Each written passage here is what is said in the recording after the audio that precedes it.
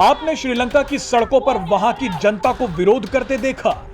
श्रीलंका के हालात बेहद खराब हैं। इसके पीछे सबसे बड़ा कारण चीन को बताया जाता है। लेकिन आप ये जानकर हैरान हो जाएंगे कि श्रीलंका, पाकिस्तान और नेपाल जैसे कई देशों को बर्बाद करने वाले चीन की सड़कों पर अब टैंक उतर आए हैं। आप इस बात का अंदाजा लगाइए कि जिस देश की सड़कों पर टैंक उतर आए उसके क्या हालात होंगे। दुनिया को भले ही चीन ताकतवर देश लगता हो, लेकिन यह सच्चाई आधी है। इस वीडियो में आपको बताएंगे कि चीन अंदर से कितना खोखला हो चुका है। जिस चीन ने दुनिया के कई देशों को पैसा देकर अपना गुलाम बनाया, आज वही चीन श्रीलंका की तर्ज पर बर्बादी की कगार पर आ गया है। चीन से जो संकेत मिल रहे हैं वो ये बताते हैं कि वहां सब कुछ ठीक नहीं चल रहा। इस साल की ही शुरुआत से चीन में प्रॉपर्टी के दाम गिर रहे हैं। चीन बुरी तरह से कोयले की कमी से जूझ रहा है और इससे देश में बिजली की भारी कमी हो गई है। चीन की बैंकिंग व्यवस्था भी लड़खड़ा गई है।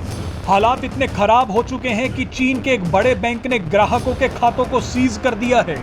कई एक्सपर्ट्स का मानना है कि ऐसे ही हालात चीन के कई और बैंकों के भी हैं, क्योंकि इन बैंकों ने अपने ग्राहकों की रकम का इस्तेमाल दूसरे देशों में निवेश के लिए कर दिया है।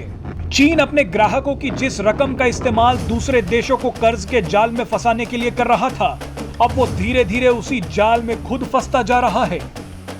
जब चीन के लोगों को इस बात का पता चला कि वो अपने जीवन भर की कमाई को बैंकों से नहीं निकाल सकते, तो ये सभी लोग चीन की सड़कों पर उतर आए।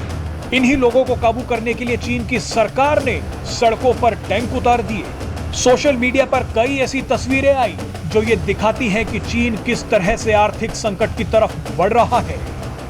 मजे की बात तो देखिए कि चीन ने अपनी सबसे महत्वाकांक्षी बेल्ट एंड रोड परियोजना पर आंख बंद कर कर पैसा बहाया, लेकिन अब वही परियोजना चीन को कंगाली की राह पर ले आई है। कई देशों ने चीन की खतरनाक बेल्ट एंड रोड परियोजना का असली मकसद पहचान लिया है। इसी कारण यह परियोजना इन देशों में ठप हो गई है। सबसे बड़ी बात तो यह है कि बेल्ट एंड रोड परियोजना का सबसे महत्वपूर्ण हिस्सा सीपैक यानी चाइना पाकिस्तान इकोनॉमिक कॉरिडोर भी अब अधर में अटका हुआ है। इसका मतलब यह हुआ कि चीन ने बेल्ट एंड रोड परियोजना की आड़ में कई देशों का दोहन करने की कोशिश की, लेकिन ना तो उसकी यह परियोजना सफल हो पाई और ना ही भारी मात्रा में किया गया निवेश वापस आ पाया।